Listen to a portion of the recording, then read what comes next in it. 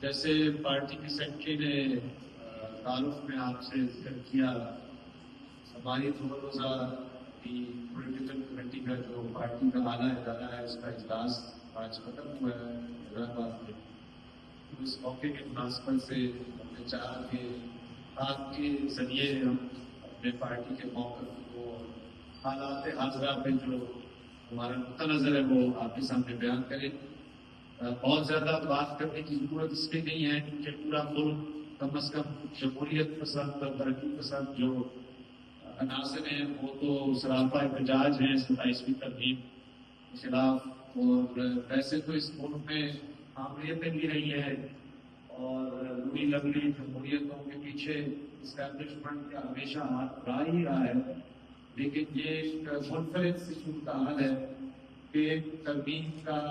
خبر ایک سوموار کے روز ملتا ہے اور ترمیم کرنا ہفتے تک پاس کی ہو جاتی ہے۔ اتنی تیزی اور یعنی کہ اتنی آپ کہہ لیں کہ پارلیمان کی صاف نہیں رہی کوئی بھی ایک جمہوری عمل جس کو ہم کہتے ہیں، جس میں آپ صحافیوں سے، وکلاء سے، یعنی کہ دانشوروں سے بھی رائے لیتے ہیں، جمہوریت کا ایک پورا یعنی کہ کم از کم ایک نوادہ کو آپ جوڑے رکھتے ہیں، وہ تو اس کی دھجیاں ہو گئی۔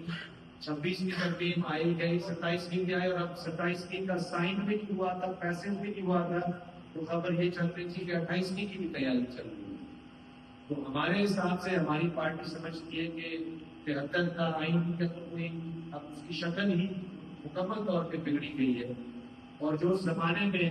کچھ اس دور کے سوشلسٹوں کے اور ترقی پسند قوم پرستوں کے زور سے اور عوامی آواز کے نتیجے میں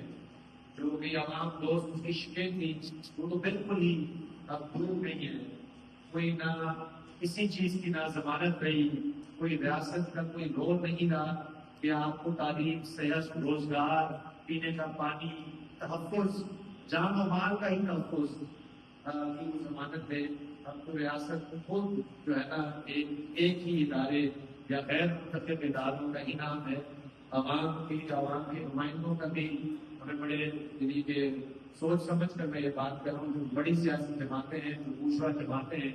انہوں نے بھی اس سارے عمل میں ایک مجرمانہ کردار ادا کیا۔ وہی لوگ جو اپنے آپ کو چارٹر آف ڈیموکریسی کے خالق کہتے تھے، انہوں نے اب ایسا چارٹر کے اوپر کھپا لگا دیا ہے کہ جس میں جمہور اور عوام کا تو ذکر و خیر نہیں کرا۔ اور یہ معاملہ اس میں بھی آپ بہتر سمجھ سکتے ہیں کہ آپ نے حال میں ایک 6 نہروں کے پروجیکٹ کے خلاف تحریک چلائی، اس میں بھی آپ دیکھتے ہیں کہ کیسے یعنی کہ صوبائی کو مختاری کے جو تمام نعرے رکھتے ہیں اس کی بھی کیسے دھجیاں ہوئی، اور چونکہ لوگ سارے سڑک پہ نکلے تو ان کو پیچھے ہٹنا پڑا۔ اسی طرح اگر ہم بلوچستان میں جائیں گے، وہاں پہ تو ایسی صورتحال ہے کہ ریاست کو بالکل ہی یا تو ہم کہہ سکتے ہیں ناکارہ ہے کہ لوگ غائب ہو جاتے ہیں، ان کو پتہ نہیں چلتا یار اس مجرمانہ عمل میں خود فریق ہے۔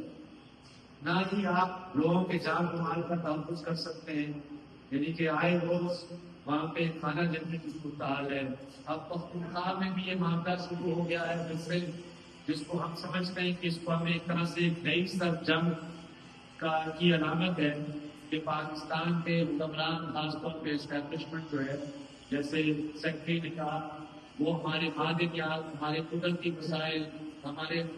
درخت، پانی، زمین فروخت کر رہی ہے، اور اس میں وہ تمام تر وہ کبھی امریکہ، کبھی چین، کبھی سعودی عرب، اور اسی کے نتیجے میں ہمیں اپنے خطے میں ایک مقابلہ اور ایک خونی کھیل شروع ہوتا ہوا نظر آ رہا ہے۔ اور میں چونکہ خود تعلق میرا اسلام آباد سے ہے، تو یہ معاملہ صرف بلوچستان یا پختونخوا یا سندھ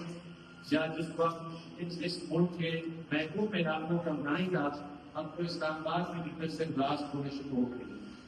تو ہر حوالے سے یہ ریاست عوام کی خدمت کرنے والے، کیونکہ ہم سمجھتے ہیں کہ ریاستیں عوام کے لیے ہوتی ہیں، عوام ریاستوں کے لیے نہیں ہوتی۔ ریاستوں کا مقصد ہے عوام کو سہولت دینا، عوام کے بنیادی حقوق کا تحفظ کرنا۔